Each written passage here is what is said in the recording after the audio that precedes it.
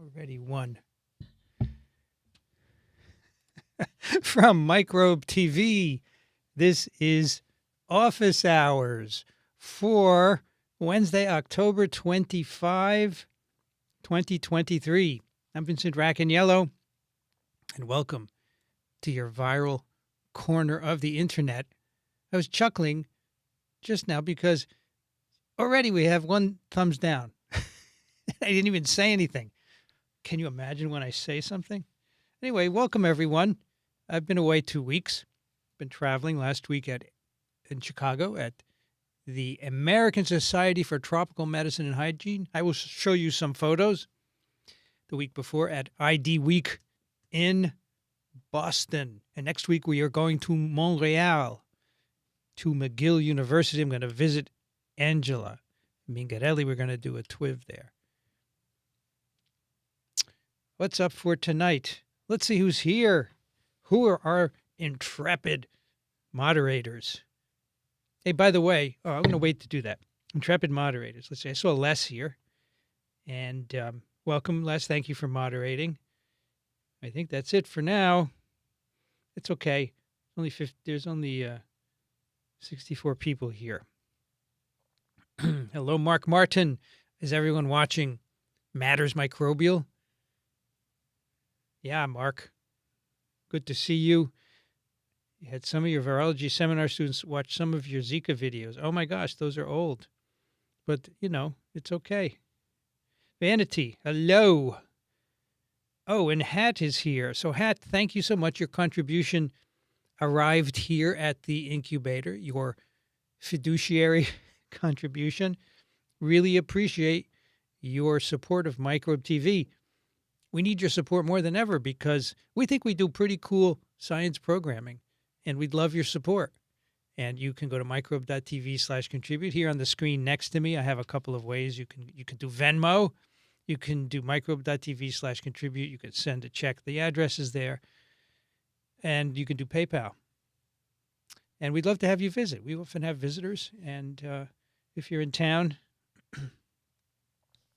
please stop by. Just let us know, and you can come and see this awesome studio. Oh, by the way, I'm at the incubator tonight. Did you notice? Forgot to mention where I am because tomorrow I have an early morning appointment. So I am staying in the city tonight. And I really like doing this stream from the incubator. I know it's not the cozy fireside thingy at home with the guitar and all that, but it's cool. Okay, so I want to shout out. I just had dinner before at a restaurant around the block. And let me turn it on. Let's turn on the share screen here because I want to give a shout out to this restaurant. So the guy saw my phone on the table. He starts talking to me about what I do. He said, "Where did SARS-CoV-2 come from?" It was Chinese, actually. And he said he studied to be a physical therapist, so he took some science. Anyway, it's called Hey Yuet, and they're very well known for dim sum. I had this is shrimp in some kind of package. I don't know what to call it. It was really good. I had that. I had a little fried tofu. Look at all this stuff. It's really good. And I'm going to scroll all the way down. This is a dessert. This is a rabbit made of coconut custard, I think. Yeah, it's this week in culinary. Well, New York is full of restaurants. Look at all that good stuff. I'm going to get to the address because if you're in New York, 251 West 26th, really, really good. This is not an ad. They're not paying me to do this. I just think it's a great place, and I had a good meal there. So check it out. Hey Yuet. I'm not saying it right, I know, but hey. Yeah, there you go. Hey. Where are we from here? Let's see. The usual suspects, right? Let's see. So I already thanked our moderators who are here. Liz is from Columbus. And, I said, I'm amazed that everyone's here. Why? I don't know. Because I go away for 2 weeks and you come back. It's really nice of all of you. And I met some fans, met one fan, a fan spouse, I guess, or say partner. And in Chicago, and you'll see a picture of that. So let's see. Markle is out in Long Island. Yeah, it's got warm today. Visto is in Sydney, Australia. And I will be going to Australia, hopefully next year twice. It's cool. And I met at ASTMH a guy from the Navy. Here is his, that's his captain. Where's his card? I don't have his card. But he works, he's moving to a lab in Singapore. He wants me to visit. That's cool. Go to Singapore, where I've been already. Frank is in Santa Barbara, and Pete is in London. Of course, Kang is in Chicago. And Kang and I went to dinner Friday night in Chicago in Greek Town. And we went with Daniel and Christine from TWIP. Dixon was too tired. He didn't want to come, but it was very nice. Great to meet Kang and eat at his favorite Greek restaurant, and learn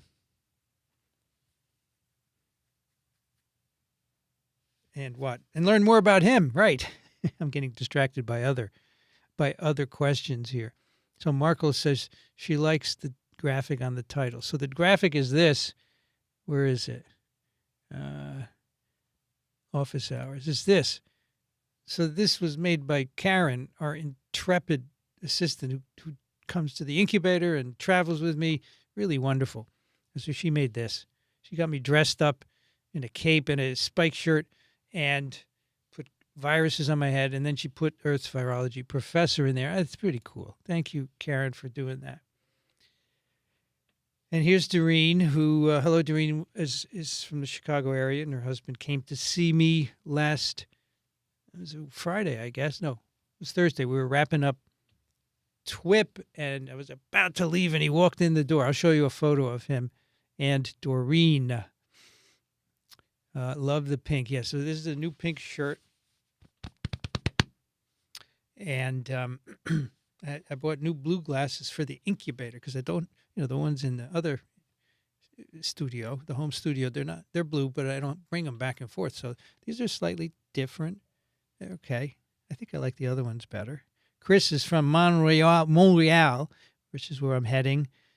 And Mark Martin, of course, is from the University of Puget Sound.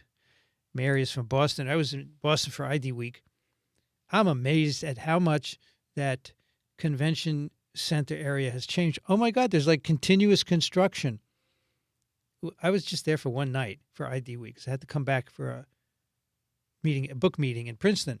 And boy, the thing is going like crazy. And you can still walk on the waterfront. We went to a great place for breakfast right down there. I can't remember which one it was. Great bakery, great eggs. Oh my gosh, Boston is cool. Very cool city. Let's see, who else? Silvio Pina is from Burbank, California. Here we have Jonathan is from Encinitas, California. Hat. How is Dr. Griffin? Dr. Griffin is fine. Does everyone know about Dr. Griffin? I don't want to say anything unless he's tweeted it. I just don't know. Let's see, Brazil. Should be an A in there, right? Yep. 2016. What is 2016? I don't know. It's a year, but I don't know what you're meaning by it, sir. And we have a contribution from Silvio. Thank you very much for your contribution for science communication. Lauren is from Edmonton, Alberta. Hey, Elena from Coxsackie, New York. Coxsackie, New York, Saudi Arabia. Don't get upset. Daniel's fine. I just don't know what Daniel said on social media. That's all. I don't want to say anything unless he has said it. He's not sick. He's okay. We're going to record TWIV clinical update tomorrow. He'll be fine. Dr. Griffin has tweeted it. Oh, he said he had COVID. Okay, yeah, so 2016 is not old. Yeah, Daniel came back from ASTMH and tested positive. He had scratchy throat, and he started on Paxlovid, and he's fine. He's staying home, and we're going to record TWIV clinical update tomorrow, so he's fine. He's absolutely fine. Okay, so Daniel had COVID. He tweeted it. He linked in it, and he took Paxlovid the next day. He's fine. But here's a curious thing: he's been vaccinated umpteen times. He even got the last vaccine version, right? The monovalent, the new updated, like 17 days ago. And he still had symptomatic COVID. So he's at the peak of his antibody production, right? Still got mild infection. We don't know how mild it would have been, but he took Paxlovid, so that kind of stops it in its tracks. But presumably it would have remained mild, as he's a young guy. And that's interesting, isn't it? That you get that latest vaccine and you still get infection. Anyway, there you go. He's fine. He's absolutely fine. I should have a cot in the corner. I have an inflatable bed, but I don't have a shower here. I don't, and it's kind of not the greatest place to sleep. Hey, Kip and Laura, thank you for your contribution. Thanks for coming tonight. Really appreciate your being here. Who else is here? Jeffrey is from Madison. The incubator needs a cheap guitar. Sam Ash is on West 34th. You know, I picked up that electric guitar that's behind me at home the other day. It's covered with dust. Oh, my God. But the fingers went right up and down. You know, it's kind of baked in there. It's cool. Not that I could play anything. Jeffrey from Madison, Georgia. Who else do we have here? Yeah, Lise, go to that restaurant. It's really, really good. The food is great, and the waiters and waitresses are all friendly. And the one guy is one of the owners, and he started asking me all kinds of questions about viruses. Really cool. Let's see, Toledo, Ohio, Waterville, Maine. The restaurant name reminds me of my cousin Vinny when the judge says the two Utes. Yeah, remember the lawyer? What's his name? Pesci. He says the Utes, and the lawyer goes, "What's the Utes?" He doesn't know what they are. Utes. Yeah, that restaurant name sounds a little bit like that. I think it's Hey Ute. Hey Ute, that's how you'd say it? Okay. Hello from South Jersey. Lori and Mike are in Seattle.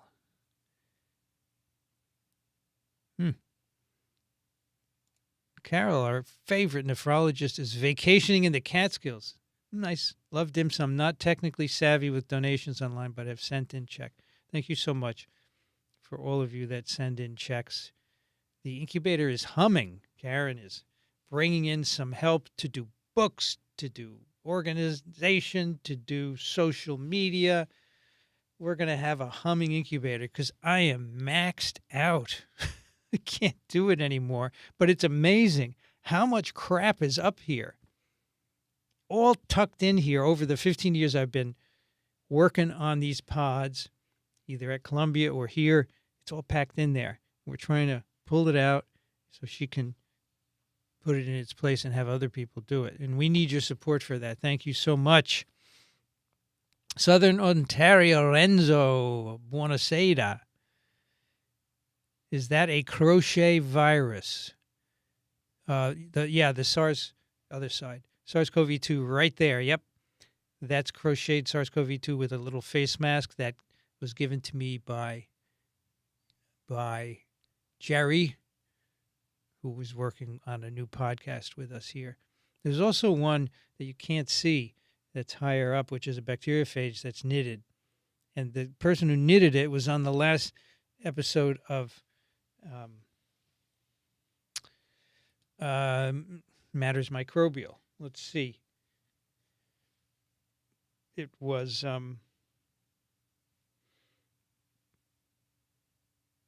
Ruth Ruth Eisenberg. She did Shedding Light on Symbiosis. So she made it. Right, Mark? If I'm not mistaken, she made it. It's cool. Yeah, so that one that one. And that's the one I had on my head on this picture, by the way. Here. Here. It's the same virus sitting on my head. It's attached to my head around my neck with a pipe cleaner. You can just see the pipe cleaner stems there. You know, the stuff I do for viruses, but I love it, so it's okay. All right, who else is here? Thank you for coming to Chicago. I like Chicago. Chicago, downtown anyway. I really like downtown. It's a good city. The streets and sidewalks are wider than New York. Things seem to be cleaner and spaced out. And I was in a room at the Wit. The Wit Hotel is amazing. It's one of these Hilton boutique hotels. Holy crap, I was up on the 15th floor. I had a corner room with all glass all the way around, including the bathroom. It was amazing, and I could see day to night there. Holy crap. And then maybe next time I show you some pictures of the room. So cool. Never had such a nice room. South Carolina. Martha, welcome. Welcome. Very cool. The Didinsky reading glasses in Klein Blue are the other ones. So these are also Didinsky. See? But they're different. And, these are reading glasses. But I couldn't get the same ones, the other blue ones, as you're saying there. But these are fine for this. A lot of stuff we have to have here at the incubator. I'm just going to go through here with Matthews, North Carolina.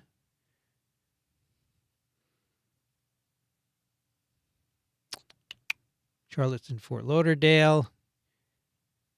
Lori's in Calgary. Okay, thanks for stopping by.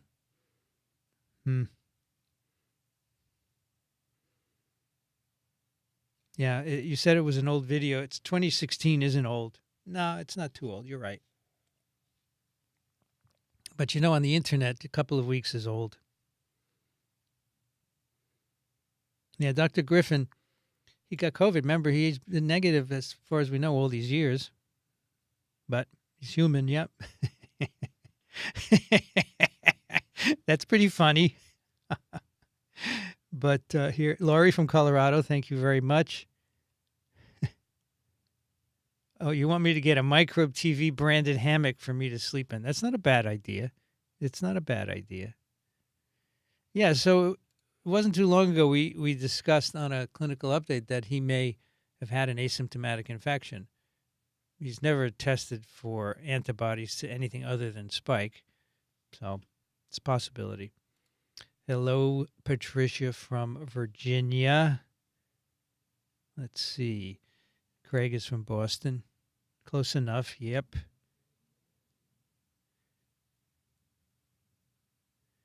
Daniel says WWM. It actually says MMWR. Morbidity and Mortality Weekly Report, the publication of the CDC. I'm pretty sure about that. Long live the incubator. Indeed, I hope it lives a long time. Yep. I like it. But I have dreams for the next incubator. I have dreams. You got to dream, folks. If you don't dream, things will not happen. Wandering World is from the UK. Portland, Oregon. The judge was Fred Gwynn. That's right, who died not too long ago. That's what the judge said. What's a ute? Yeah, but first Pesci said, these two utes, right? And then the judge said, what's a ute? Yeah. Regina. Thank you, Don. Otherwise, I would have mispronounced it. Denise is in Paramus. Okay. We'll get to your question in a bit. Karen is here. This is Karen. And she just tweeted. She just put something up here. We'll get to that. Karen is here in the city. Thank you. Karen, glad you like the glasses. These are new, relatively new. Ruth Eisenberg. Yep. I finally got it. Well, Martha from Munich. Yeah, I'm looking forward to Tegernsee. Right? Is that correct? Tegernsee? I love it. I love it. Oh, by the way, I got 3 jabs this week. I got 1 in the right arm and 2 in the left arm. And I'm not going to tell you what I got. You can guess it. But I had sore arms for a couple of hours, no fever, barely any reactions to any of them.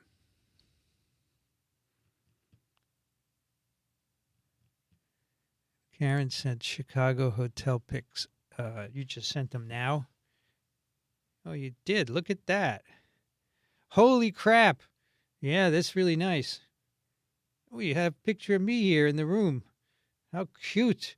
Let me see if I can pull this up with this highfalutin technology that we have here. All right, hang on a sec. Let me get up my messages app here, and we will pull up.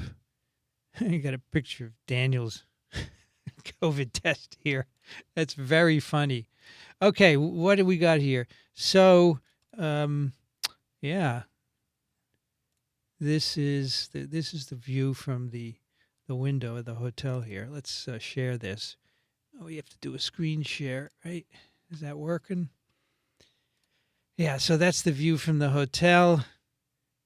Okay, and let's turn off the screen share so we don't do anything untowards.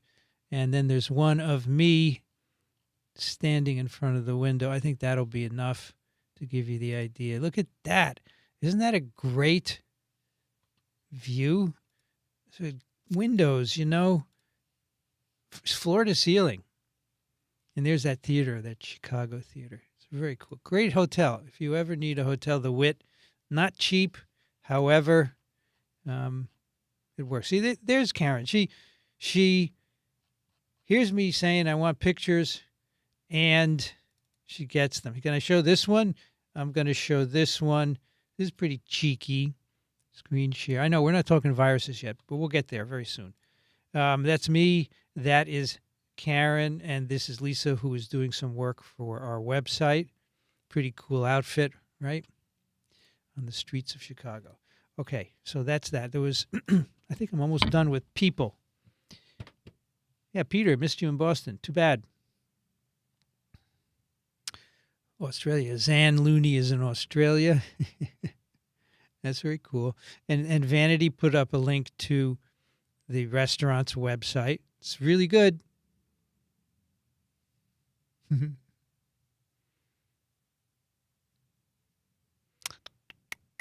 Okay. Brownstone. So my dream is to have a brownstone here in the city, which is maybe leased by Microbe TV. Someone else could own it. Hint, hint. And then, Microbe TV, the studio gets a floor, the offices get a floor, and then there's two floors of residence. Right? That would be cool. It's a dream. You got to dream. Right, Karen? You got to dream. You have to dream. Anybody else?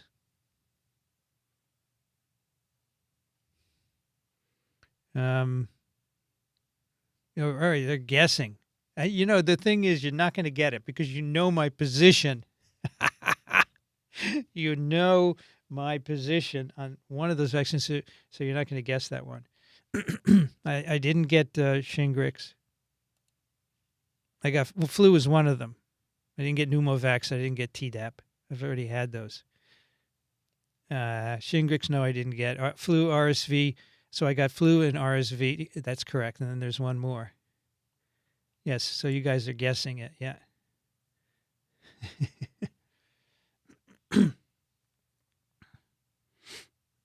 Did Vincent take the COVID shot? I did. And I don't want to tell you why now. I will tell you at a later date. Okay? I will tell you. Let's see. So I got 3. I got COVID in one arm and flu and RSV in the other. Bing, bing, bing. And the RSV is 1 ml. Holy crap, it went down my arm. Zoop. I felt the shimmers all the way down the arm. I don't know if it's a nerve thing or if it's a little bit of fluid shooting through a channel. I don't know. I don't know. Okay, what else here? Anybody else? Yeah, I just told you. Yeah, and the reason I got COVID, I will let you know in a couple of weeks. Okie dokie. Let's go back to the top. I have a few things I want to tell you about. So we had this shout out. Oh, I want to show you some pictures. Okay. Let's do some pictures. First of all, let's see. I don't know which is which, but this is from ID Week in Boston. I was sitting in the hotel. Karen was next to me. We're chatting for a while, and this guy next to me, whose name I can't forget, but he's an ID physician from San Antonio, Texas. He turns and he goes, "Are you the TWIV guy?" So we chatted for a long time. And then I said, "Hey, we're going to meet Daniel at 11 for a drink. You want to meet him?" So he said, "Sure." And he came with us. So, Karen, maybe you remember his name? I don't remember. Okay, so that's that. And then what's next here? This is me and Karen to show you her wacky glasses. Okay. And this is now switching to Chicago. ASTMH, Parasites Without Borders, rented a booth with nice chairs. Can I make this smaller? Yeah, so you can see. Oh yeah, look at that. This is the exhibition floor, right?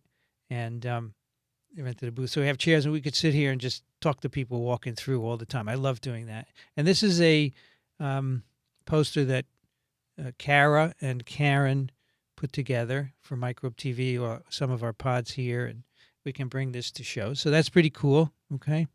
All right. So that's that.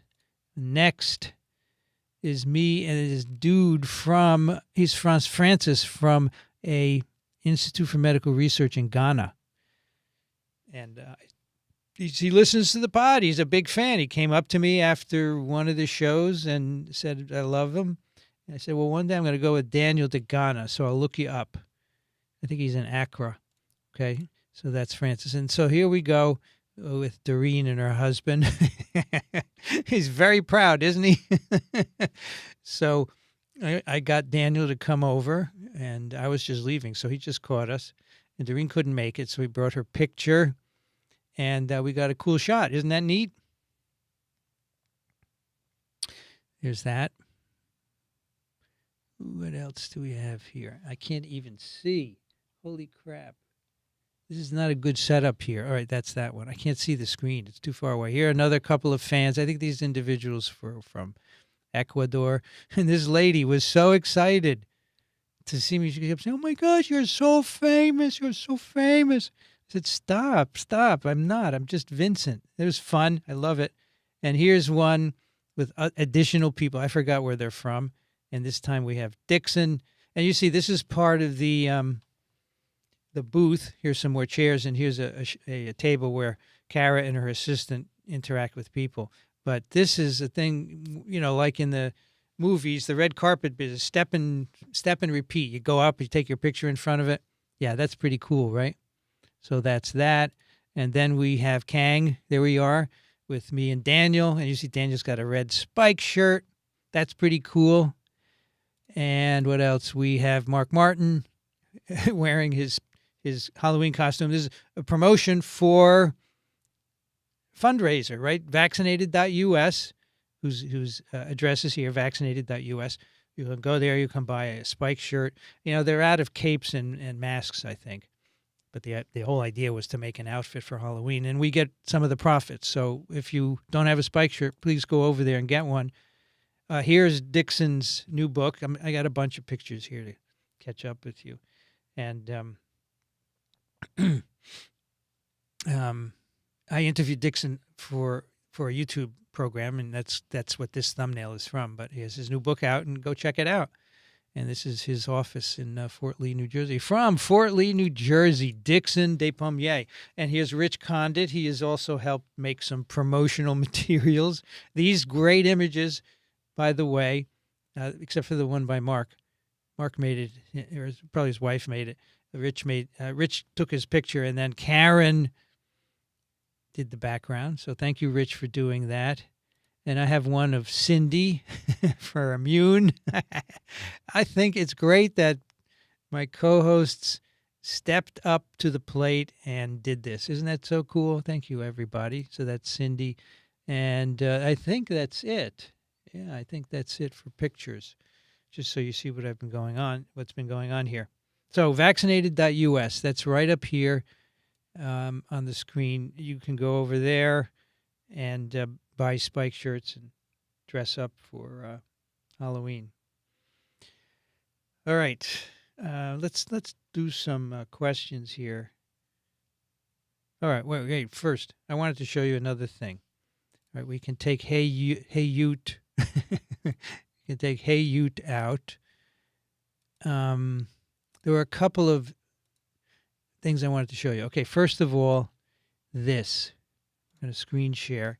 This is from BioBot Analytics, right? And this is their wastewater monitoring. You can do it in one area, or you can do it by region. I like this one. Now you remember each of these are wastewater or SARS-CoV-2 virus concentrations, right? Copies per mil of sewage. So it's been going up since August. And Daniel is always fretting that the Northeast, which is the orange, keeps going up.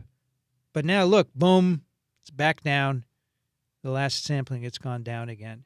So I don't know what's going to happen, but that's interesting.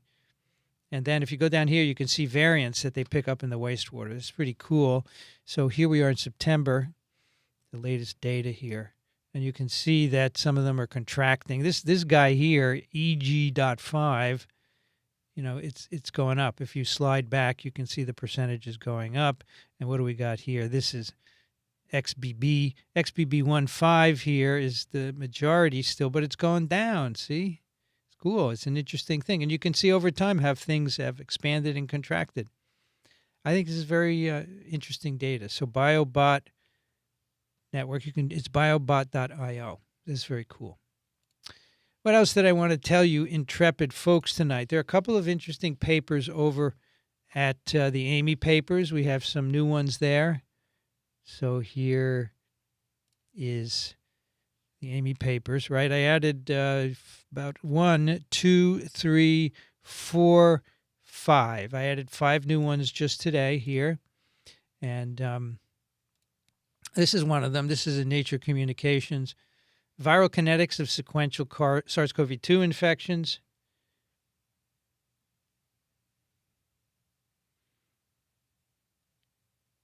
This is interesting. They looked at people that had 2 well-sampled infections between March 11th and July 28th. And basically, they find that immunity from a prior infection shortens the duration of infections by principally reducing viral clearance time. Okay, so that's an interesting paper if you want to see the data for that. Then here, this is kind of cool. Rapid, high-throughput automated detection of SARS-CoV-2 antibodies, neutralizing antibodies. All right, this is a test that does not involve doing a plaque assay. It is very quick. It is automated, right? It's 4 hours versus 5 days for a plaque assay. It detects neutralizing antibodies against the pre-fusion state of the spike trimer. You can do 128 samples in 4 hours. So that's pretty cool, right? So you can check out the paper for the details, but 5 days is a long time, and it's probably why a lot of people have not done plaque assays. But they've validated it, and I think this should be validated additionally in different laboratories in different parts of the world. That'd be cool. And that's it. That's it for the Amy Papers. So let's see if there's anything else I wanted to tell you. BioBot. While you're listening to me, think about what you want to happen with office hours. Do you want to keep it in the same format? Do you want to, the same thing I've done, touch on a few papers. Do you want me to start with a topic and teach you for 15 minutes? You tell me what you want, because I can tailor it to anything that you would like to do. So let me now go to the questions here. And now the problem I have here at the incubator is that my camera is obviously right in front of me, and then I have a computer screen below it. I can't see the bloody type. It's too small. Oh, I can see it, but you see I have to strain and I have to move forward to see it. So I have to move the screen closer, but when I move it closer, watch what happens. Watch. Boom. See that? No good. I can see it there. Maybe if I tilted it, right? Now there's a bit of a glare. That's a little better. I'm not a big fan of reading a computer screen at an angle. Are you? No. So I have to figure something out. Karen, tomorrow we need to figure something out. All right. So now I can see at least your questions now. Do deer mice really have antlers? Of course they do. Haven't you seen? And jackalopes do as well, right? You'll know what a jackalope is, right? You don't? Well, let's take a look. Let's go, as Warner Wolf would say, let's go to the videotape. First of all, I'll show you that deer mice indeed have antlers. Okay? There are a couple of deer mice. You can see the antlers, right? Paramiscus maniculatus, that's the deer mouse, and they carry hantaviruses. About 30% of them have hantaviruses. So, if you find rodents, if you find them in your house and you have their droppings, you should be very careful not to aerosolize the material. Okay, so now let's look for jackalope. The jackalope is a mythical creature which is believed to be a cross between a rabbit and an antelope. This is a fake picture, but a jackalope is actually nothing more than a rabbit, a jackrabbit with papillomas. Let's find a real one. These are all fake. Here we go. So this is I don't know if you can see it. I have to go to the thing. Yeah, you can see it. This is a rabbit with, is that fake too? No, that's fake too. All right, well, let's get a real one. I have in my lecture a real one where the antlers are, all these are fake. Here we go. Here's one. See if this guy here. It is a rabbit with a lot of facial papillomas, right? Warts. And, people see them from a distance and they say, oh my gosh, it's a jackalope. But it's not a jackalope. It's just a rabbit with papillomas caused by Shope papillomavirus or rabbit papillomavirus. So, of course. Now, this is very interesting from Pete. He saw a concert with Billy Cobham.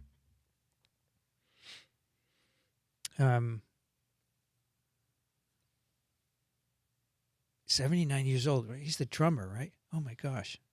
So that's hope for me, right? So here's Kang. Thanks for making possible my dinner with Vincent, Daniel, and Christine. Okay, Kang says, in regards to virus test development in Vermont. So if you listen to Vermont Virology,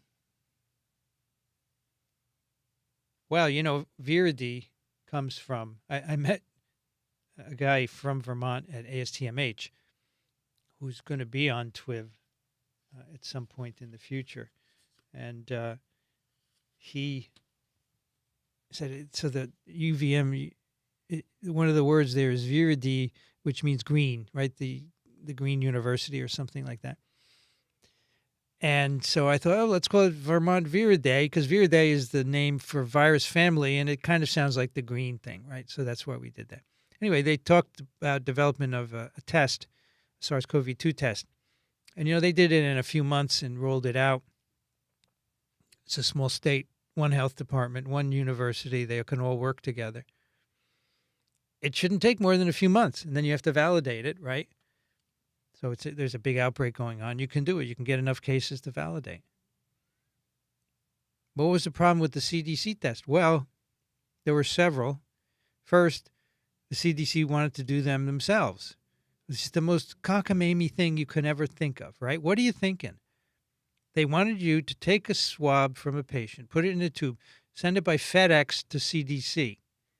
They would do the test and send you back the results. I mean, is that the most ridiculous thing you've ever heard? I don't want to impugn you folks at CDC, okay? But why would you do that? You're thinking maybe it's not going to be a big outbreak? Why would you think that? Anyway, at some point they realized their folly because the tests were backing up. And, you want to know you're positive. You do want to know the same day, don't you? So then they sent out test kits, and they were fakakta. Okay, so I'm channeling Amy here. They were fakakta. They sent out the wrong primers, and people were getting all wrong results. And then finally they let it go, which they should have done from day one. They should have said, every company make a test, and many would have. We would have had lots from many companies, and it would have really helped, I think, in the beginning. Eventually it sorted itself out, but boy, was that a S show, right? Another Amy word. S show. Okie dokie.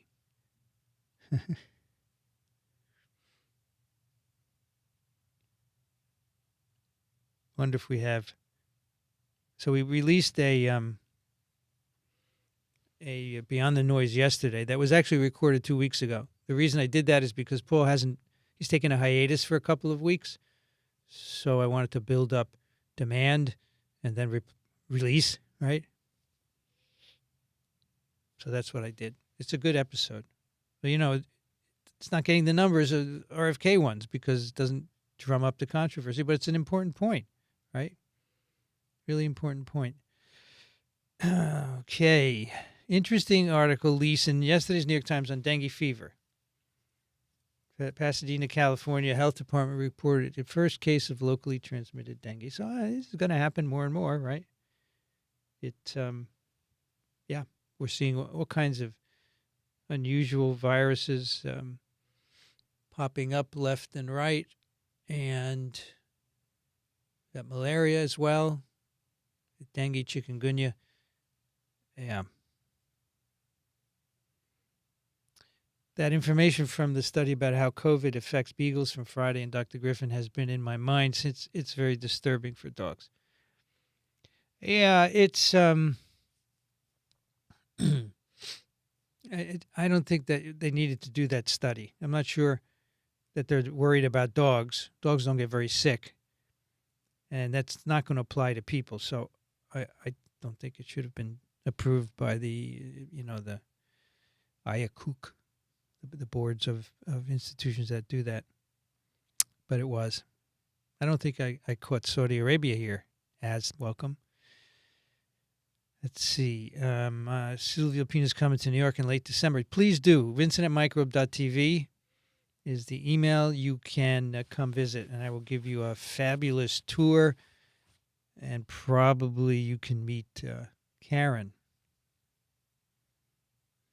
I want my mom, 85, to be protected through the winter months. From what I understand, the booster begins to wane after 3 months. That's correct. So you do it November 1st, you get November, December, and you get January. That's pretty good. I think you ought to do that. Now, have a plan, please, to get your mom Paxlovid. Because she could test positive. Even having the vaccine, you're still going to get infected. You'll test positive. And an 85-year-old, you don't want to take any chances. So have a plan to take Paxlovid or remdesivir. It's very important.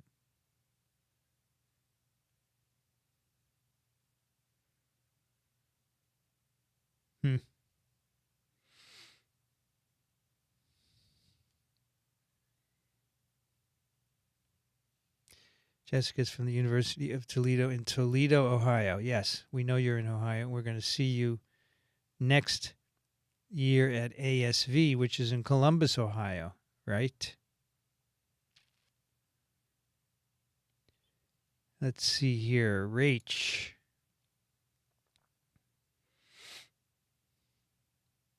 What do you think of the study that says people who had severe COVID had candida fungal infections? No, I don't think it has to do with sugar. I think it has to do with immunosuppression. I don't think it's sugar. Let's see. Severe COVID and candida. Inflammation in severe COVID linked to bad fungal microbiome. So this is Nature, 23rd October. An imbalance of fungi in the gut can contribute to excessive inflammation in people with severe COVID. People with severe disease had elevated levels of a fungus that can activate the immune system. It's interesting. So inflammation is driving severe disease.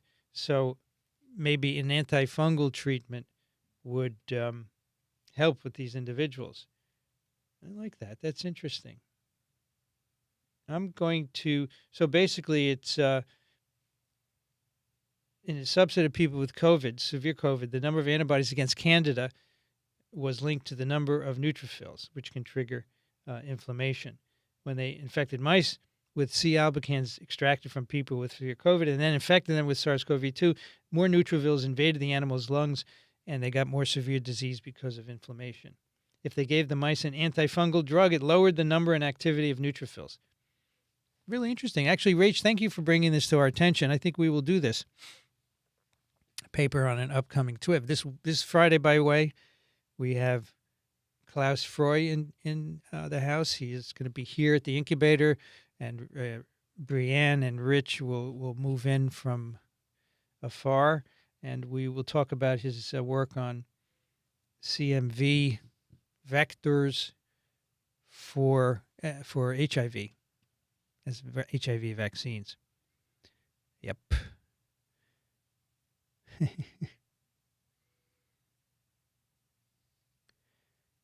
Is there a possibility?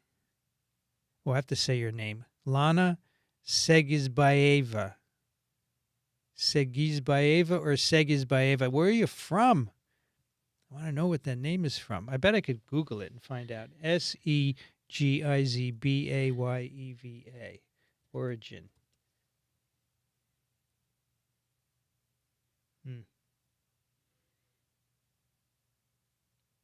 Huh. Oh, it's from Kazakhstan. Is that right? Well, that's what the map is saying. Kazakhstan and also the UK, Wales, the US. Anyway, where you're from, I'm curious. Sorry. Is there a possibility of avian flu coming at us with the same unexpected ferociousness as coronavirus did? Well, we just released a couple of weeks ago a TWIV, which we did at a flu meeting. And the experts there seem to think it wasn't a threat to humans. So far, despite these increased numbers of infections of birds, right, there have been no increased numbers of human infections. And it seems that it's not changing in any way. The virus is not changing in any way in birds that would be severe for humans. So I don't think it's going to be a problem. You never know, right? It's hard to predict. It is a problem for animals, for birds and for sea mammals and so forth, because they're getting killed, and that's not good. It's worrisome for the ecology. But we do have vaccines, we do have antivirals, and I think that would mitigate the impact of an avian influenza pandemic. Which COVID vaccine should I ask for? So I got Pfizer. I didn't even, it's just what they gave me. I'm fine getting any of them. You're most likely to get one of the two mRNA vaccines, Pfizer or Moderna. But if you got Novavax, that would be fine too. So either one is good. Now, I don't know how it did in me. I haven't gotten infected, obviously. It's too soon. But I would say get whatever they have.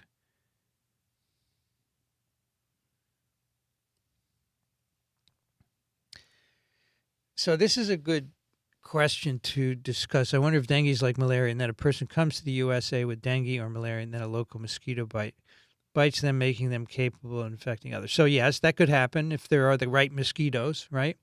And yes, in the U.S., we do have Aedes aegypti to do that.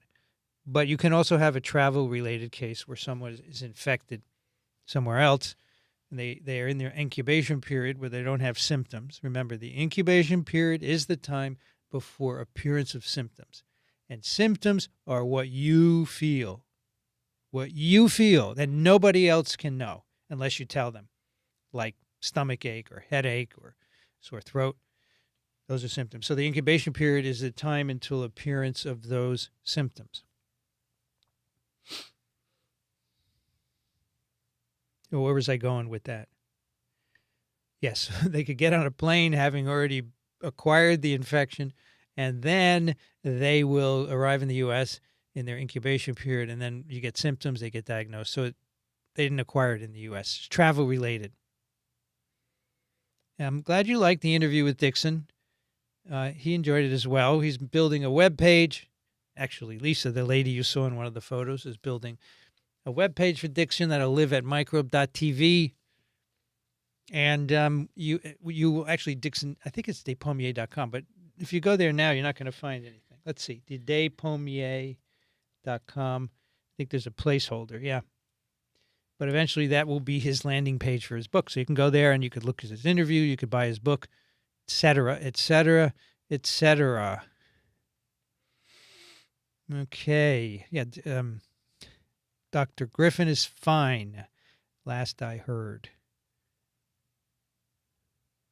And so here's someone who's missing Amy. So every week I tell Amy, people miss you. And she said, yeah, one person. No, it's a couple usually every week. So that's the first one, right? Oh, there's some more images here. I didn't see these, Karen. These are cool. Let me show these. Sorry to be scatterbrained.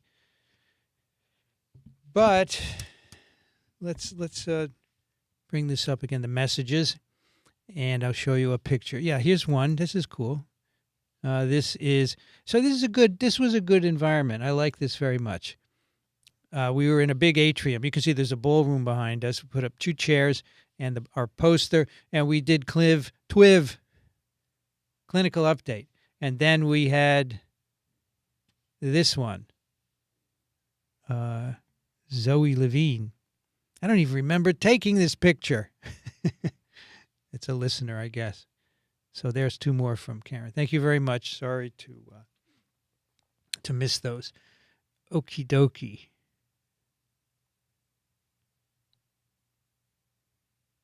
Yeah. It wasn't too long ago I discussed with Daniel that maybe he had an asymptomatic infection as he hadn't had COVID. He didn't think he had, but who knows? Who knows?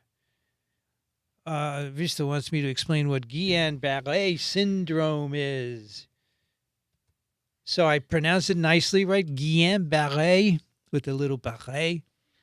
It's really an inflammatory process where your immune system is essentially attacking your nerves.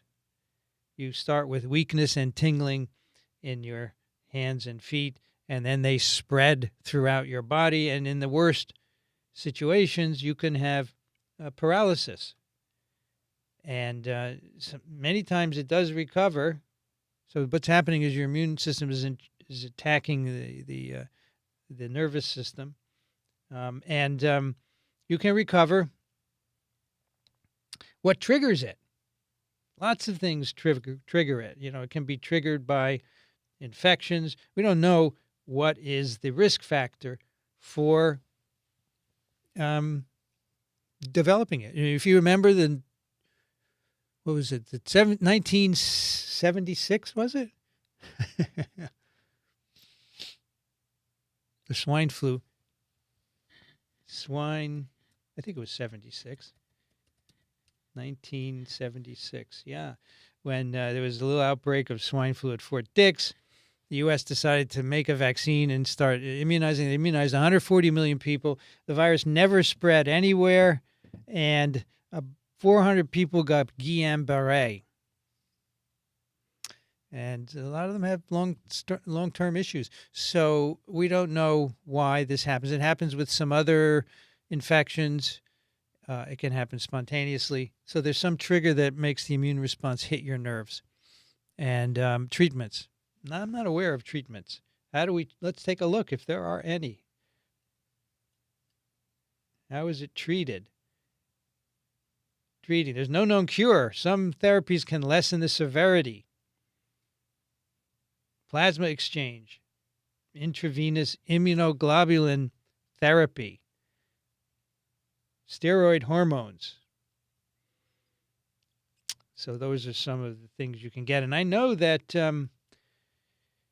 Albert Sabin had Guillain-Barré late in his life, and he was paralyzed, and he recovered. He was eventually okay. Is there any correlation between age and the likelihood of a symptomatic infection? No, the correlation. There is a correlation between asymptomatic infection and having a certain MHC type. Okay, and that was a paper that we did on TWIV some time ago, and so that's not age related. Of course, increased age is a risk factor for severe COVID, but so if asymptomatic infection correlates with a certain MHC, then if you don't have that MHC, you have a symptomatic infection, but it's not age related whatsoever. Okay, it's a good question. And here's a good thing to always remember, and I told the class today, I taught a 3-hour lecture for Steve Morse in his Emerging Infectious Diseases course. 3 hours, oh boy. But I'm very excited, so it's okay. Let me take a drink of water. And I said to them, if you remember one thing, it's that vaccines prevent disease. They don't prevent infection. So thank you, Christopher, for reminding us of that. We have to be reminded often.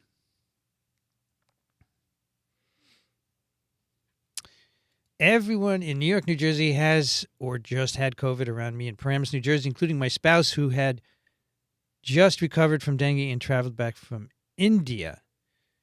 Mega cognitive dysfunction as primary symptom of the COVID, you're saying.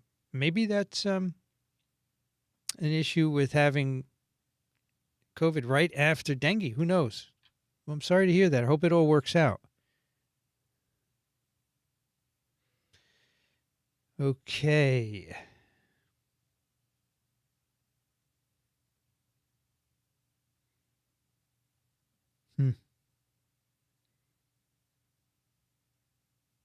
Tegernsee, New York State. Pete is a pincushion this week. 3 jabs: Hep A, typhoid, and triple tetanus, polio, diphtheria for Egypt trip. Yeah, I got 3 as well. 3 is a lot. 3 is a lot, but it was okay. It was not a problem. Fred Gwynn, who thinks first of Car 54 and the Munsters, and who thinks of My Cousin Vinny? So I would say I think of the Munsters. I did watch Car 54. You know, it was a young Fred Gwynn, right? So I more visualize him as the Munsters. And then, of course, I look at My Cousin Vinny as a swan song, right? Late in his career. It's good. It was good, though.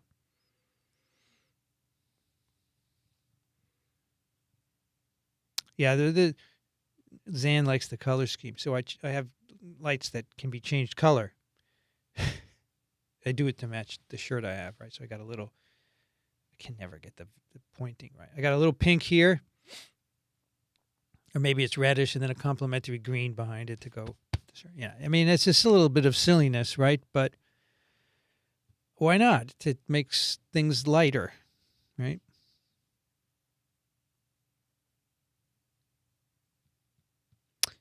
Okay, though, that's for some. Many of you are chatting, and so I am going through those,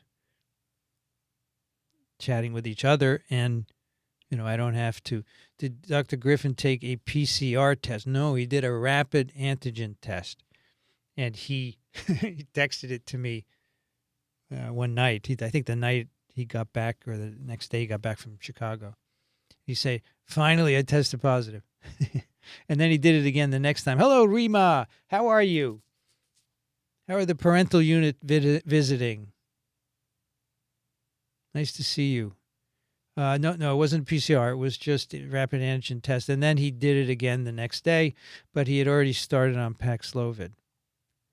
but the signal was weak the first day and then much stronger the second day. Only those who will risk going too far can possibly find out how far one can go.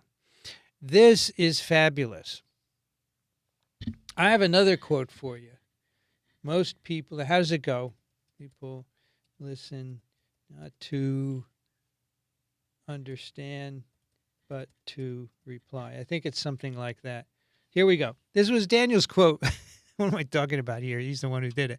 Most people do not listen with the intent to understand. They listen with the intent to reply. Isn't that true? I find myself doing that as well. I'm listening to someone. I just want to jump in, find a place where I can interrupt. And I have to stop myself. I don't do it all the time because I'm conscious of doing that. But I think you just need to hear someone out. Despite something that wants to pop out of you, wait.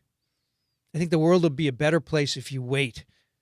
And, people do it on Twiv. I know. People interrupt Angela and Brianne and Kathy all the time. I know. It's really not nice. And you notice I try not to do that.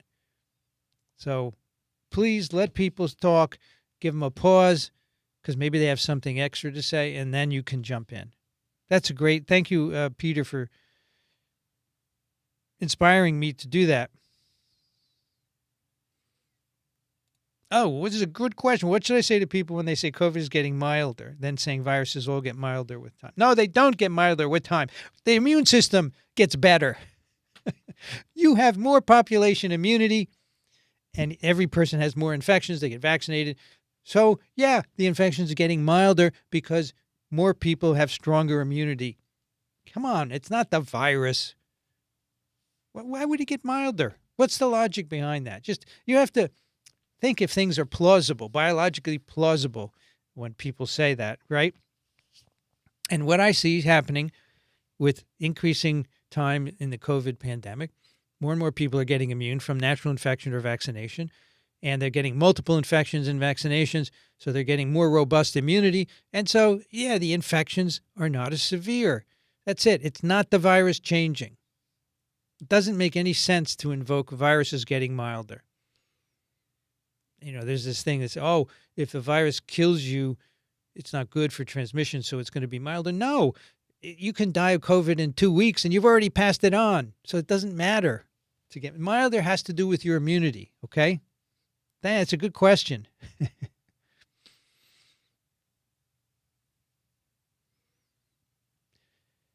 Flu, RSV, COVID. That's what I got.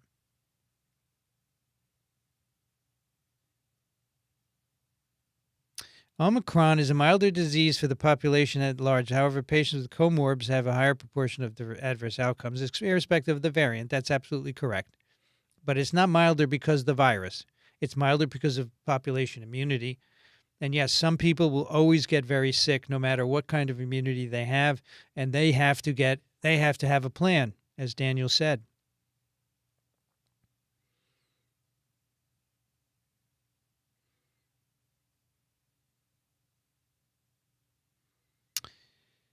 Mine was 2 in the left and 1 in the right, 2. Left arm was sore a couple of days. Beats the Pfizer COVID jab, which had my fever up over a day, and thick head for 2. Hard for me to know about thick head since I always have a thick head. But, sorry about that noise. It's pretty funny. Let's see. Let's take a pause here. We have 180 people here tonight. And we have 133 likes. I can't complain about that. Smash the like button if you could. Help get more people interested in science. Mark Martin says, summer before this last one, I had a wholly asymptomatic case of COVID. I went on Paxlovid, went antigen negative in 3 days. I'm a believer in vaccines. They work. They work.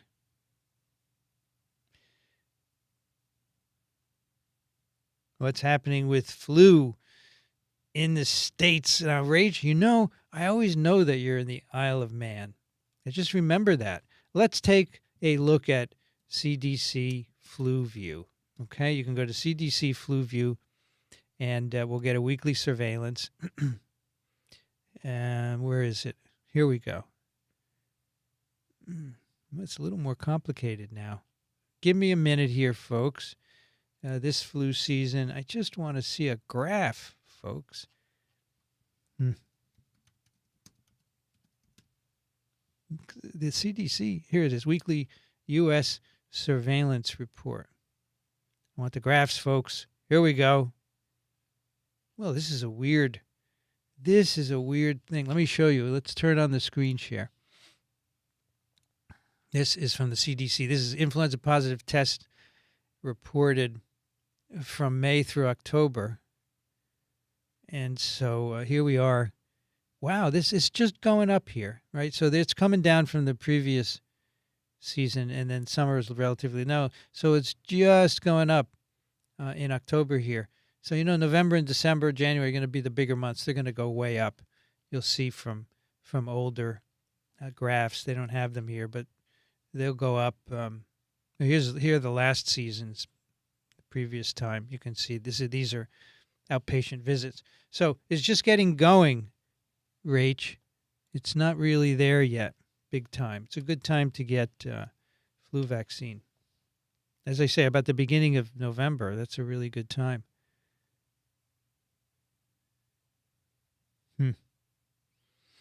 Yeah, I got a COVID booster. Yep. They don't call it booster. It's a new vaccine. It's a monovalent new vaccine.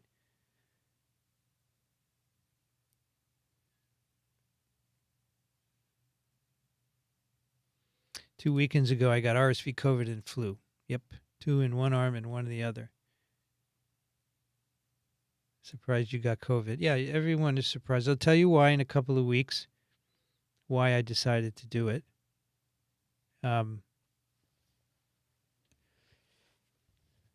It's consistent with what we've been saying, okay? Is RSV intended to be a yearly vaccination like flu, or just a one-time shot? No, so RSV doesn't really change like flu, so I don't think it's going to be yearly. I think it's going to be a one shot.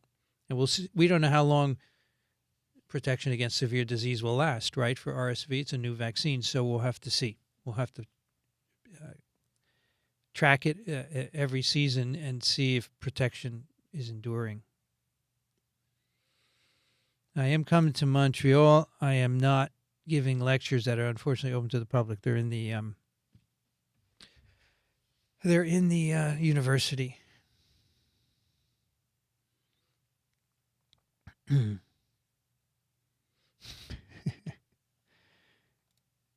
What do you think of development and evaluation of a novel chromium-3 based compound for potential inhibition of SARS-CoV-2 variants? So,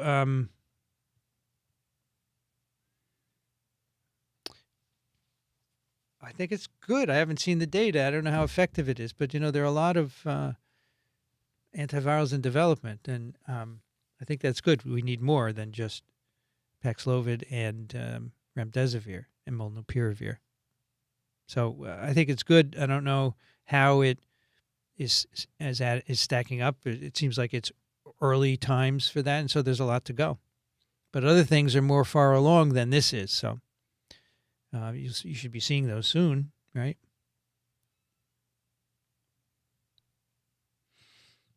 You're obsessed with the stream? In what sense, Questella? Now listen, you Ohio folks, make sure we get together next year, because I went to Chicago and I saw two people. I saw Mr. Doreen and I saw Kang. So that's not bad. Make sure we see people in Ohio. Hello, Will. Yeah, I decided I'm not going to China. Not going to China. Sorry. Maybe another time.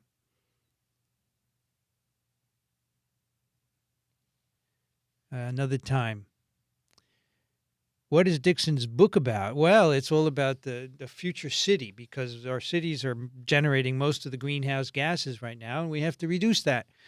And he goes through multiple ways to reduce greenhouse gas emissions in cities, including, making more efficient buildings, making them out of wood. It's amazing. You could build very tall cities now out of wood. You can harvest solar energy. Carbon farming and so forth. So that's what it's about. It's quite good. And don't forget to support us. We also have a Patreon account. Let's see. I'm going to type it here because some of you might like to subscribe to that. Let me put it here. Patreon.com/microbe TV. And there it is. Another thing to add to this list of stuff.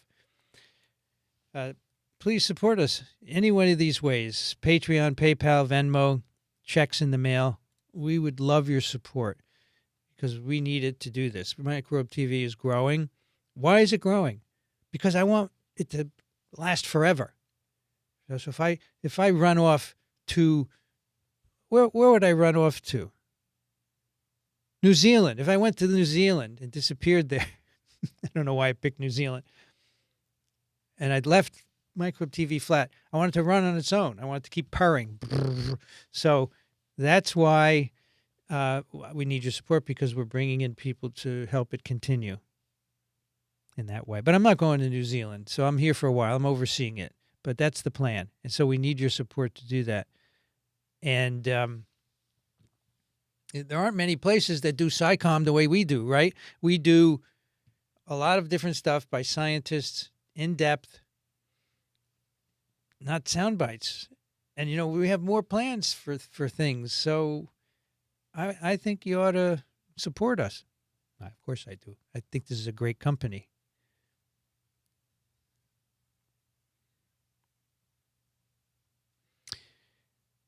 Okay, let's see. Polio Pete.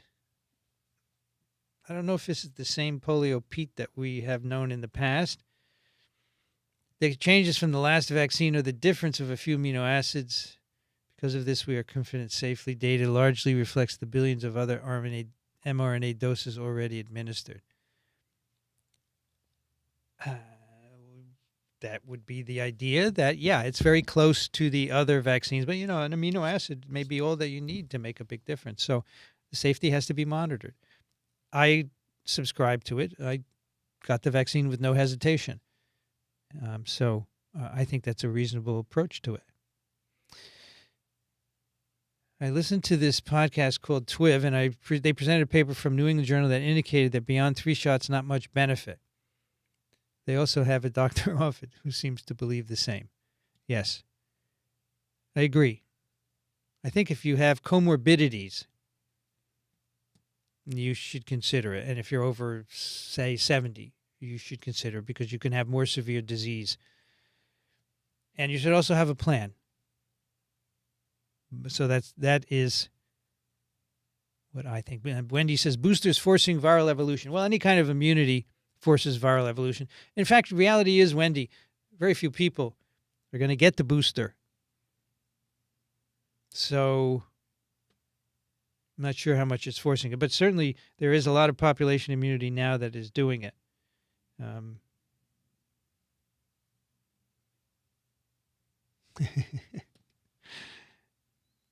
Okay. Are SARS-CoV-2 variants doing a tag team approach to human immunity? I don't think that, that's humanizing it. They're changing, and it's all about selecting the ones that are most fit, the ones that are best able to replicate and move from host to host. So this is very interesting that the virus continues to change this way. The spike is so flexible that it can do that. I am amazed. And, it has some implications for immunity, obviously, because if it changes enough, you have to change the vaccine. So we'll see how that does continuing. I wonder if it's going to keep doing that forever. It might. It's hard to predict, right? If new vaccines are meant to be received once a year, why would I need it 3 months after a natural infection? That's my dose for the year, no? And likely a newer strain than the vax, correct? Yeah, I think that's a reasonable approach. If you've got COVID recently, you probably don't need to get vaccinated. That's right. I haven't had COVID since the end of last year. But I agree. If you've just had it, you don't need to get vaccinated. L.A. County, wastewater way down, as well as deaths, hospitalizations, ER visit. Yeah, It's true. Could the wastewater information reflect not the community prevalence, but the shedding of just a few individuals with long-lasting infections? Well, I mean, you see that the curves, they're going up and down, right? So I don't think that is just reflecting long-lasting infections. I think they can calibrate from other RNA markers there that are present in human feces how many people are infected. So I don't believe that it's just a few individuals. They would know that from the RNA copy numbers that they're getting.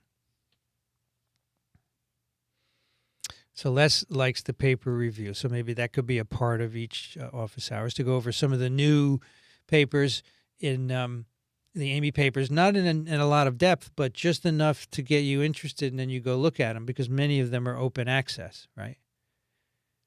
So here's another person who misses Amy. So that's 2. Patricia wants Paul Offit on. Yeah, we could get Paul Offit on. Let me type that into my notes here. Get Paul Offit. Paul Offit, get Paul Offit on hours. I think he would do that. Now, next week we're not here. We're in Montreal. So I will contact him. I'm sure he would do it for an hour. Yeah, that's a good idea. Thank you for suggesting that. What was inefficient to achieve in a lab has been achieved in the mass population. I'm not sure. I would say, selection of variants. Oh, Steph is here. Thank you for joining us, Steph Mod from San Francisco. Thank you so much. The kind of the antigenic variation that we see in millions and millions of people, we can't do that in the lab because we don't have so many hosts. I think that's the first thing that pops into my head. Anything that happens in a population basis can't happen in a laboratory typically, and that one is one that comes to mind. And so NOPV2, the novel OPV2 that was engineered to be less dangerous. In the lab, it looked really good. In mice, it didn't revert. But then as soon as you put it into 700 million people, then you get 100 cases of vaccine-associated paralytic polio. So things happen in the lab that in people that did not happen in the lab. I talked to a reporter over a year ago about NOPV2. He said, "Is it going to be stable?" And I said, it's stable so far in 50 people and 10 mice, but there's nothing like millions of human guts to apply pressure. And indeed, those millions of human guts applied pressure, and NOPV2 lost all of the modifications that were put into it painstakingly. They're gone by 2 recombination events. You can't fool nature. You cannot fool nature. All the efforts of people thwarted by recombination. Waxing poetic tonight about recombination. Can you teach us about the virus clouds? What a great question. So another word for a cloud is a quasi-species. When viruses multiply in cells within hosts, each time the genome, let's say RNA, is copied, there are mistakes made. And some of those mistakes are lethal in that virus is dead in the water, never replicates. But some are neutral and some are beneficial. So you end up having a population of viruses with all different kinds of mutations in it. And we call that the cloud, the mutant swarm, or the quasi-species. And that's the raw material for selection. So when that virus population gets into a new host, the viruses that replicate the best are selected. And if I give you a virus, it may be different in you than it is in me, and so it selects out different viruses. And so having all these different virus genomes in there allows that to happen. So it's incredibly important for virus evolution to have a quasi-species. Talk a lot about that in my virology course. I like that. Very good question. I like these.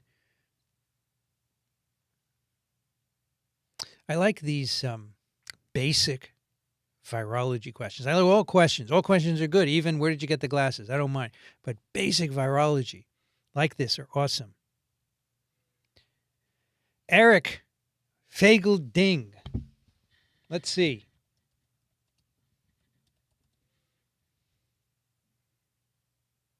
Chief of COVID Task Force at the New England Complex Systems Institute. From Shanghai, China. He's 40 years old. It's possible. I will look more into what he does. He just has to. You're talking about the stream, probably not the stream, but maybe one of the podcasts. Sure. All right. I like office hours as it is currently. I do like discussing a paper or two, adds to knowledge and discussion. That's good. That's what I do. And Peter likes it too. Peter, there you go. Visto says, Myxoma virus gives bunnies lumps on the face too. Yeah. Peak. Hello, Peak. And Peak left already, but hello, Peak. I'm happy that you are doing well in college. Antlers. What are antlers made of? I don't know. They are bone covered with a thin, soft layer of skin and blood vessels that get scraped off over time. So it is bone. You want to know what bone is made of? I'm looking it up because it's not my field. Protein, collagen, and minerals, particularly calcium. Now, how do I know this is true? It's from the NIH. All right, I trust them with many things, maybe not all things.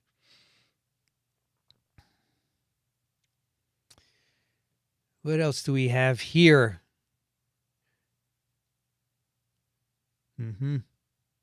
There's a statement there, but no question. All right. A lot of talk about Billy Cobham. British Antarctic Survey reports H5N1 confirmed for the first time in the Antarctic. It is a concern for the bird populations, birds and sea mammals and so forth. It's a real problem.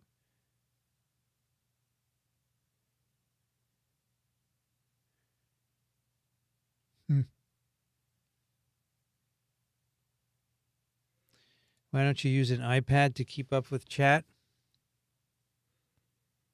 It's a little complicated because the computer running the stream, all right, that's what the screen is in front of me, and that has the chat in it. And so I don't know how I would get that onto a separate iPad unless, all I have to do is I do have another screen here next to me, which I could bring closer. I don't want to do it right now because I'll knock everything over, including my water, and make a mess. But I have to fix it. It's fixable. I just haven't had a chance. I travel all the time. I come back here. There's too much to do, and I don't get to do the little details that I need done. I don't have someone I could say, excuse me, can you figure out a way so I can read the screen better? And I go out and come back, and it's done. That's why I need your support, so I can get people to help me do that sort of thing. That's a good question. I have heard from MDs so many different variants can get infected within weeks. So first of all, unless the MD is trained in virology, don't listen to them talking about variants and infection. Okay, you listen to them talk about how they're going to treat you. But when it comes to viruses, talk to a virologist. No, you don't get infected within weeks. There are a lot of variants co-circulating, but they're pretty much similar. So you get infected with one, and you're not going to get infected within weeks. Now, if a new one arises, that's very different. That could be, but it would take time for that to propagate through the population.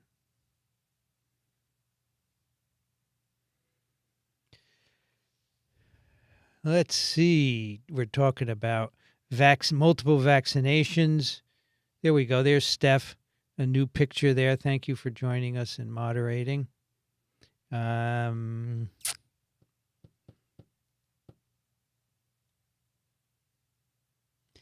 India also has published a study that previous COVID antibodies elicit ADE and dengue. Well, that's interesting.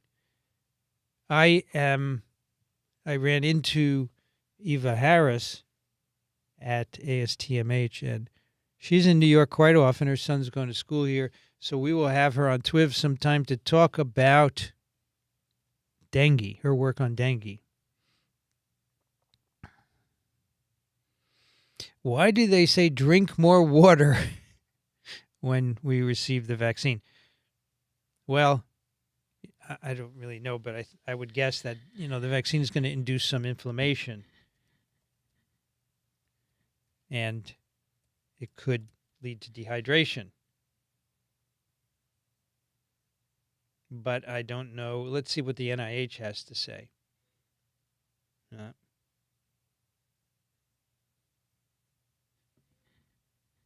It's a study from the NIH saying whether drinking water prevents post-vaccination pre-syncope.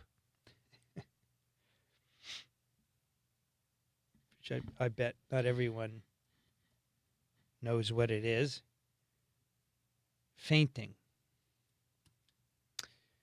So I don't know. That's my guess, that it would be to counter inflammation. Any thoughts on Zocova? I have to look all these things up. That's an antiviral developed in Japan, right? 3C protease inhibitor. Yeah, Daniel was talking about this the other day. It's not licensed in the U.S. Yeah, there's some evidence that it's really good also. Daily for 5 days. It doesn't have the ritonavir component, right, which is the CYP3A inhibitor. So that's kind of good. I don't know what the story is on that coming to the U.S. All right, good, Patricia. You do have a plan with her doctor for Paxlovid. Excellent. I'm glad to hear that. Yeah, another comment. Be well hydrated before the vaccine. I don't know why that would be. Maybe I'll ask Daniel tomorrow. Can I remember? Yeah, let me type it down here in my notes. Ask Daniel if it's good to hydrate before vaccine. It's always good to hydrate anyway. Why not? Here's Peter with a suggestion of a virology lesson for us to view. If we have questions we can ask, you could go into more depth. We did interrupt you during Virology Live, which was helpful. I did like Virology Live. I might do it again and suggest one of Amy's papers for us to review. So I would have to, tell you ahead of time for that. But these are all good suggestions. H5N1 hitting seals in the Pacific Islands. Yes, this is a big problem. Oh, here we go. Helder is from northeastern Brazil, a pediatric oncologist. We're very proud Sabin in person visited us once. How cool. That must have been fun. I was talking about Albert Sabin today. The day I saw that only 400 some COVID tests had been performed in February 2020 was when I knew we were doomed. Yeah, that was a big problem. Maria, I admire Dr. R for posting exceptional series of lectures on viruses. I cite them all the time in my course. Thank you. You're welcome. It's my pleasure to share my lectures with everyone. Oh, was there a challenge, a Zika challenge study? I didn't see that. Let's look it up. Zika challenge. So, hey, look at this, 4 days ago. Scientists deliberately gave women Zika. Interesting. They injected 20 participants with one of two strains of Zika and 8 with a placebo. 95% developed a rash. 65% had joint pain. None of the placebo had those symptoms. So they can use these in a vaccine trial, right? So that's what was done for dengue. They challenged people in the vaccine trial with a attenuated strain of dengue. And so that's the idea here. And of course, these women have to be told not to get pregnant for a while, right? I don't know how long, but you don't want to do. Once the virus is cleared, it's okay. So I think that's probably okay. Although there's no long Zika, right? So I'm okay with that. The COVID SARS-CoV-2 challenge, I have a problem with that because there's long COVID, right? And you don't know who's going to develop that.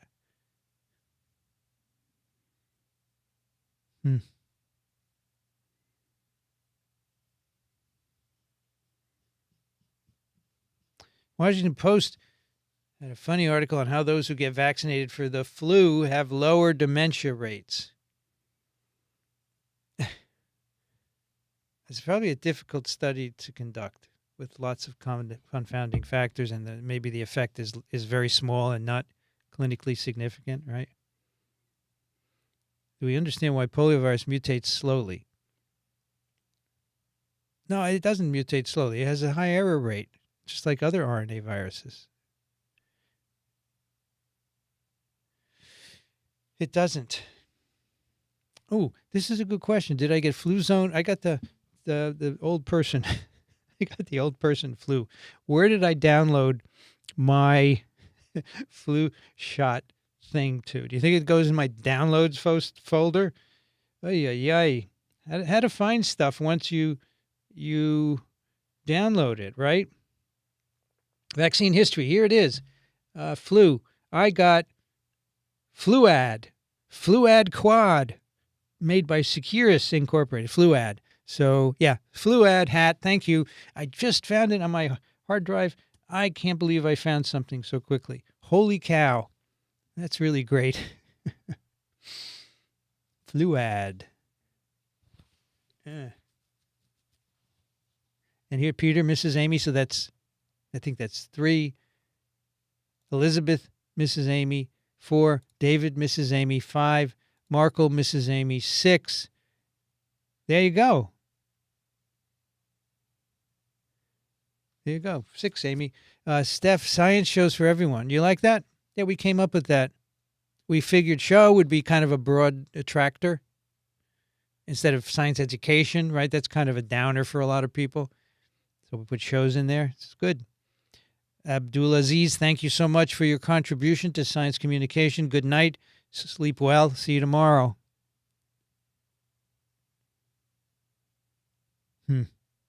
Here's another one. 7. I miss Amy. Yeah, Saban got Guillain-Barré. I took Paxlovid last year, the second time I had COVID. Now with the new high rate price of Paxlovid, it gives me pause. Well, most people, it's paid by insurance, isn't it? I know I'm jiggling the thing here. Sorry. It's either paid by Medicare or insurance. So Daniel was saying that even though the price has doubled, the insurance companies and the government have to absorb the price increase. Most individuals do not. I don't know if some of you have to pay full price or not if you don't have health care.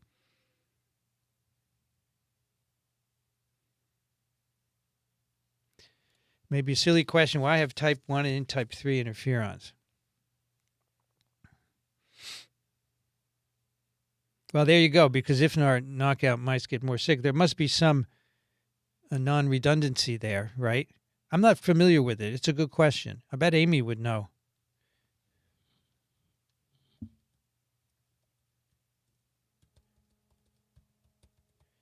There's always some redundancy. What's the difference between type 1 and 3? Type 1s are more potent but more inflammatory. So there are biological differences as well. And maybe that plays into different kinds of infections, especially in different tissues. It's a good question for Brianne.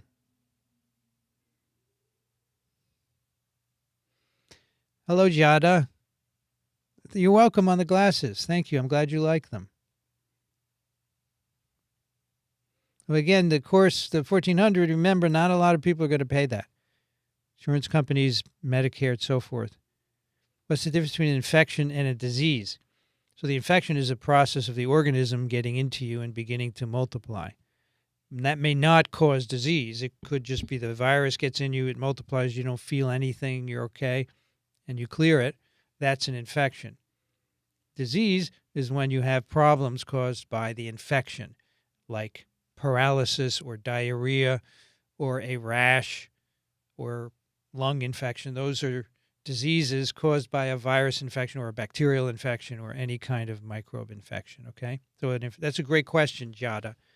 The infection is the process of the microbe getting in the organism and multiplying, making more, and the disease is the outcome of the infection.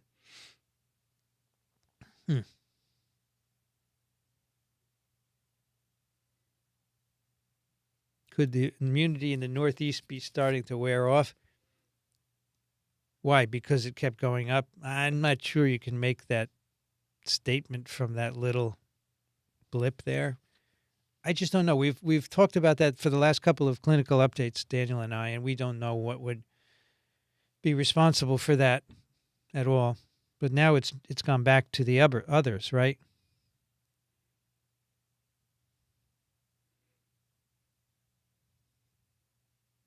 Paxlovid is great. Everyone should have access to it. We should have more. I think we need more antivirals. Even though I like it very much, we need more.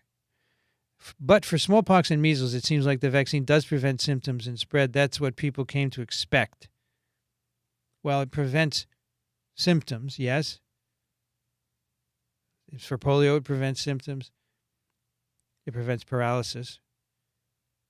But you know, these mucosal infections, mucosal immunity is not great. And so these respiratory viruses get in, begin to multiply, and you have some mild symptoms.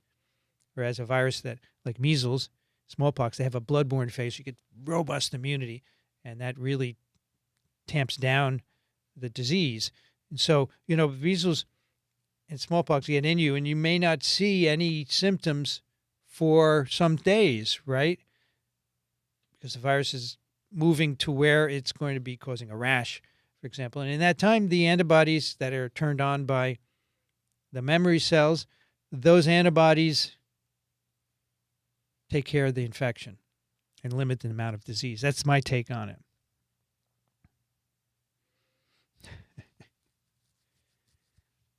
No, an infection is not when you feel like crap, as I just defined it. Infection is when the virus enters you and multiplies, and disease is when you feel like crap. Daniel, thank you for your contribution. How do lambda-phages influence E. coli 0157H7's ability to produce Shiga toxin? And under what conditions can they transition from a dormant state to induce bacterial lysis and toxin release? Daniel, I have no friggin' idea. I'm the first to admit, I don't know. I could look it up, but I think it would take too long. Lambda and H0157H. This is a question from Michael Schmidt. Michael, where are you? Yeah. I don't know the relationship between phages and making Shiga. Shiga toxin is under the control of, I don't know, Shiga toxin. You've identified my weakness. Here you go. Shiga toxin producing E. coli, STEC. How does ST bacteria? You know, maybe it's on a phage. The Shiga toxin. I don't know. How can I answer this question? I will punt it on to Daniel Griffin.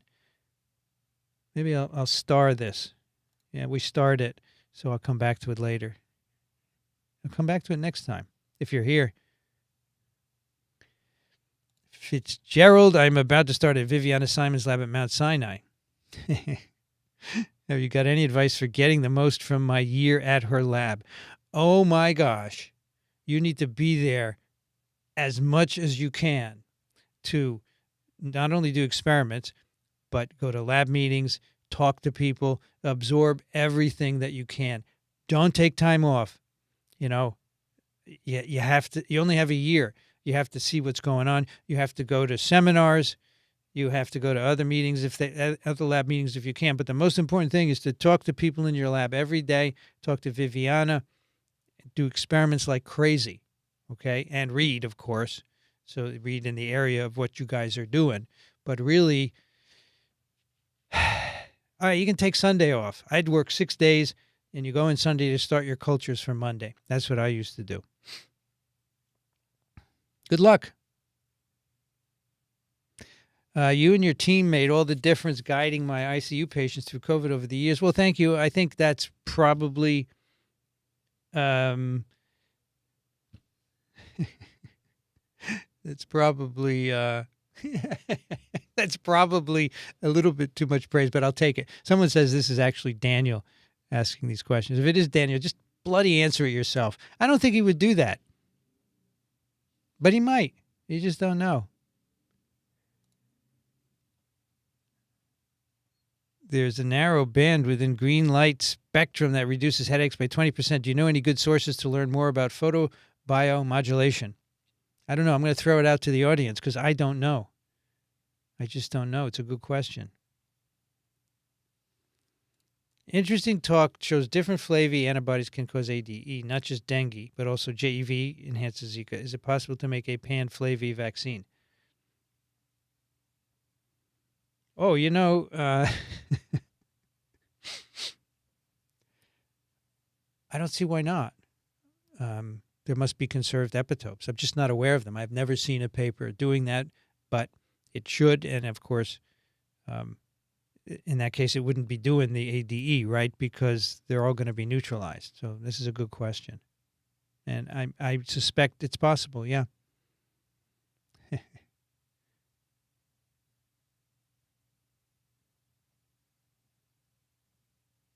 Thank you, SRR, for your contribution to science communication. Thanks, my wife, and I enjoy date night with Vincent. Glad to be part of it.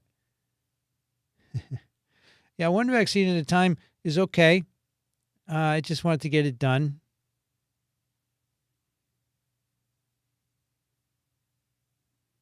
So I tell you, if I switched glasses, okay, to these, that's no better. Maybe it's slightly better for reading the questions. So this is, what strength is this? 2.5. These clear ones are 2.5. And what are these? Now I have to put the clear ones on to read the blue ones.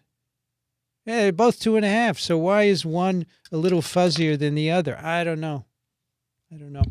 Let's get going here on these questions. We got 15 minutes to go. Took a rat just for the hell of it, and it lit up like Vegas. So called the doc and got PAX the next day. You have any symptoms? I think that was fine to inhibit it right there. Which of the RSV vaccines did you get? No, there's no data yet post-rollout. But let me see. I'll go back to my vaccine record here that I had just found, right? RSV, I got Arexvy by GlaxoSmithKline. 1 ml. Oh my gosh. That was a lot of mLs going into my arm. I had decided not to go get the new COVID vaccine, but something changed that I don't want to talk about right now. I will talk about soon, okay? Be patient. Anyone know where I can get a PCR? Oh, labs get rid of them all the time. You could just ask for one here. Go on social media. Anybody got a spare PCR machine? Oh, I'm sorry. You don't want the machine. You want a PCR test. I think you can go to a clinical lab and get a PCR test. I was just at a clinical lab, and they had PCR tests, so it's good.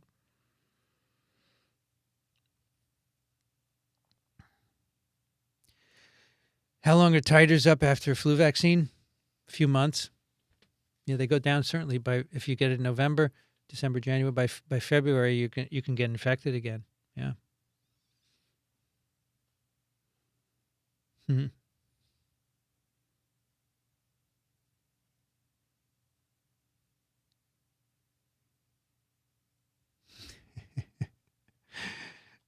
I know. I called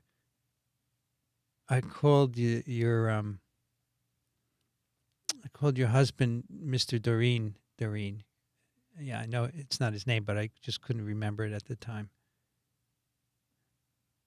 Would seroconversion be higher if vaccines were spaced out rather than given together? I don't think seroconversion would be higher, but you'd give that first dose more time to mature the antibody response, and then the second dose would be spaced far enough out so that that first response of your immune system is decreasing, not interrupting it. And the second one now would give you more diversification of antibodies. So, at least a month and more. And you have to always balance it out between waiting and getting better immune responses or getting infected, right?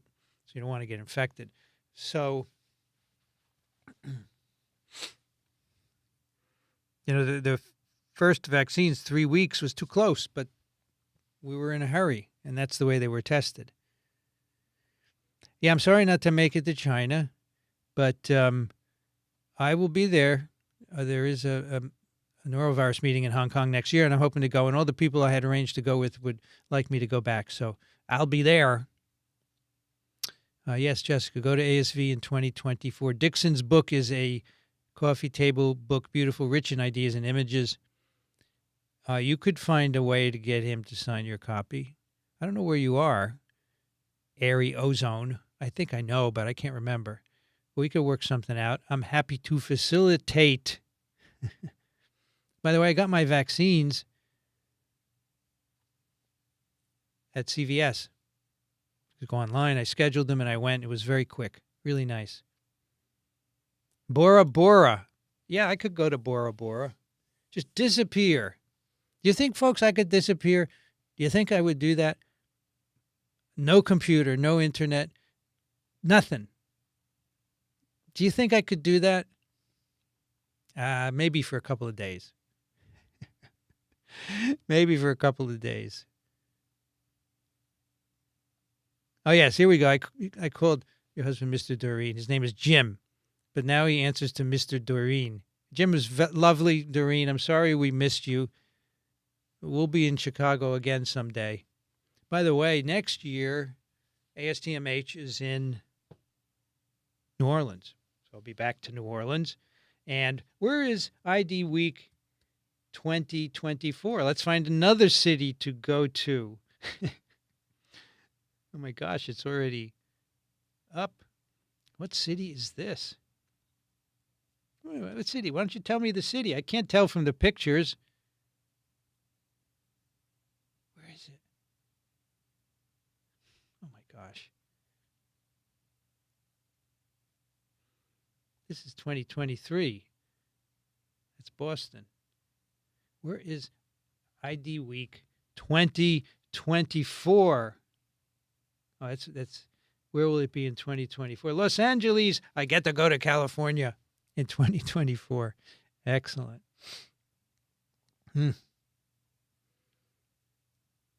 We Ohio folks are planning to go to TWIV at ASV in Columbus State. If Vincent can get us in, yeah, I'll get you in.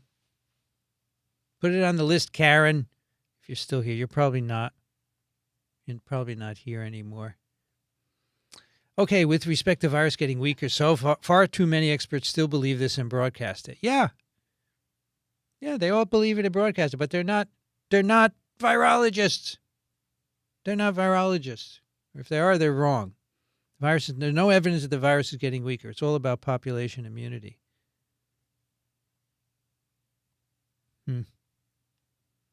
Some will say get the vaccine in your dominant arm so that since you'll use it, it won't be as sore. Well, I had it both, so it doesn't really matter.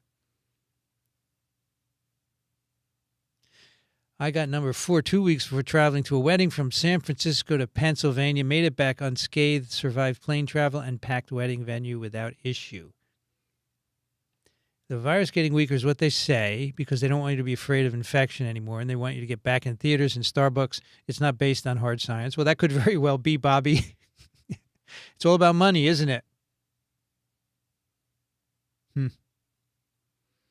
Every time I flew to Phoenix, my coworkers heard the story of Sin Nombre virus and how the people of Muerto Canyon didn't like the negative connotation of a virus being named with their town. That's great. Keep telling the stories, folks. What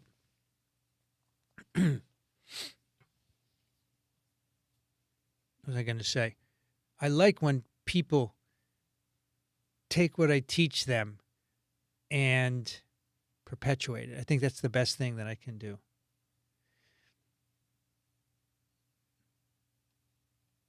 Should I get the new COVID shot on the weekend during the week? Take it on the weekend because I don't know if you're going to get very sick. You could, but it would not be more than 2 days, so you could do it on a Saturday, right?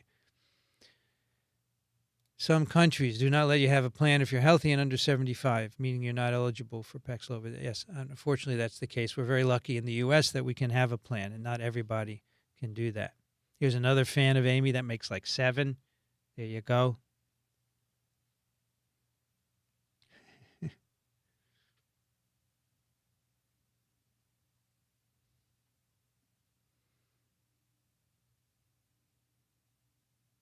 I know that you and Dr. G just saw Peter Hotez. Would he come on office hours? No, he's probably too busy. He wouldn't even answer. He wouldn't even answer his email. But he might come on a podcast. Do immunocompromised patients pose an epidemic threat to the general population? Yes. They do. So, for example, it depends who they are. So, I think organ transplant patients are not. They're well monitored and treated. But, for example, there are a lot of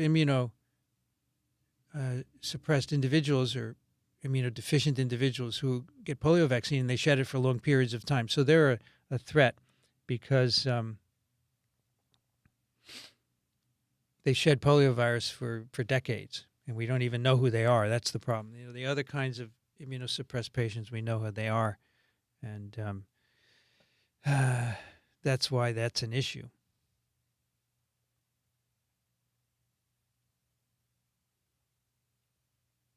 Syncope, thank you. Syncope.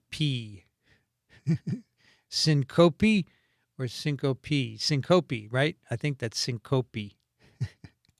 Immune variability. Don't forget the immunologist in the picture. Yes, I don't remember what we're talking about, but that is the way to go. Yeah. All right. And Denise says the water sounds right to ameliorate syncope POTS episodes. And another missing of Amy. We're getting on 10 now for Amy. I forgot how long I should wait to get the vaccine. 3 months, Daniel said. On one of the twibs where this was brought up, and he answered it. And here's another Amy fan. Amy is like wine. First taste can be confronting, but soon a taste one learns to love. That's great. A few months after I got vaccinated, I started getting allergies. Does the vaccine have any association with developing allergies? Not that I know of. Certainly haven't heard of Daniel mentioning it. But you never know, and it could be rare. So it's hard to pick it up. I was going to say virus prey species, but that seems wrong. Is it target species or just target? Yeah, I think target species is fine. By the way, I had promised in the past that if we only had an hour of questions, I would stop. But obviously tonight we had more because we haven't done this for 2 weeks. So we're going to go another 5 minutes or so. And then wrap it up. Here's another missing of Amy, another missing of Amy. So we're at 12 now. Denise misses Amy. Anybody know what type of plastic syringes are made of? If the coronavirus SARS-CoV-2 produces long COVID. Could there be other long colds from other coronaviruses? Yeah, sure.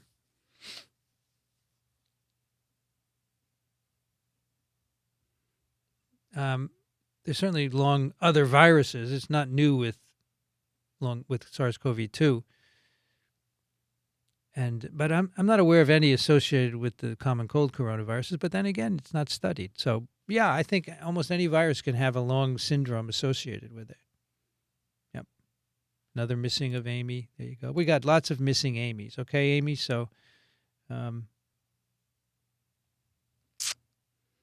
you go. Can you define sign versus symptom? So a symptom is what only you feel, and a sign is what others measure. So a sign would be like viral RNA copies in your blood, which you can't feel, but it can be measured. So when you go for a lab test, they measure something you're not necessarily feeling. But symptoms are what you feel and you report to someone. I feel this, that, and the other. They can't measure that. They can't measure that you have an upset stomach. But a sign is any diagnostic test, an RT-PCR, blood chemistry, RNA copy number, all of that are signs.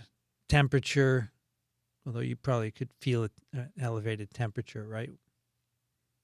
That's the difference. Signs versus symptoms. And the incubation period is till symptom onset.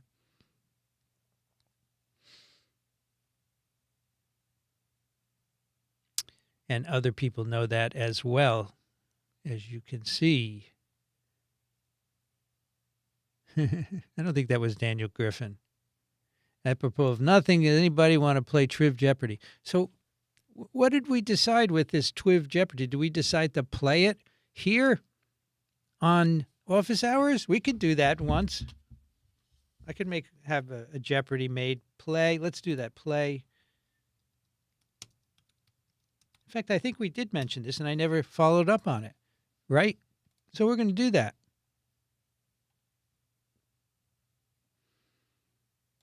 How would right-handed viral proteins interact with left-handed viral proteins? Not very well. Left likes left and right likes right, right? Well, let's see. L proteins and R proteins. My understanding is that it's best when they interact with themselves, the same handedness, as we say. I think we need Brienne for some answer cues. I think we'll do a Jeopardy sometime. That would be fine. That would be fun, right?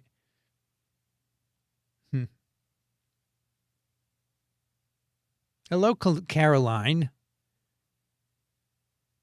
I haven't seen you in a long time. Good to see you back. Hope all is well.